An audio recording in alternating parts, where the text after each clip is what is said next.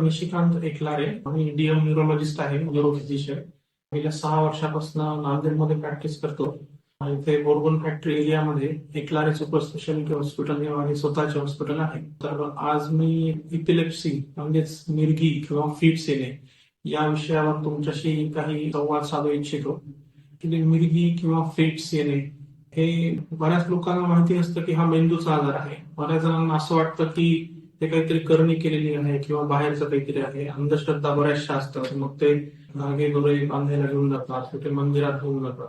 हे पेशंट बऱ्याच वेळा अनट्रीटेड राहतात. तर सगळ्यांना हेच सांगू इच्छितो की इपिलेप्सी म्हणजेच मिरगी हा पूर्णपणे ट्रीटमेंट करण्यासारखा आजार आहे आणि हे पेशंट ट्रीटमेंटने पूर्णपणे नॉर्मल आयुष्य जगू शकतात. त्यानंतर एक मोठा इश्यू असतो की ज्या मुली किंवा ज्या महिला तरुण वयामध्ये त्यांना इपिलेप्सीचा आजार असतो, त्यांच्या लग्नामध्ये बरेच अडचणी येतात.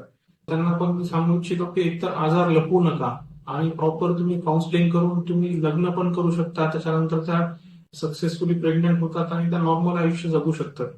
ह्या 2 गोष्टी मी महत्वाच्या सांगू शकतो. तसेच जे पेशंट ऑलरेडी ट्रीटमेंटवर आहेत त्यांनी डॉक्टरांना विचारल्याशिवाय ट्रीटमेंटमध्ये चेंजेस करू नये, ट्रीटमेंट बंद करू नये, हे फार महत्वाचा मुद्दा आहे. आणि योग्य मार्गदर्शन मिळालं तर हा आजार असलेले लोक सुद्धा नॉर्मल आयुष्य जगू शकतात. धन्यवाद.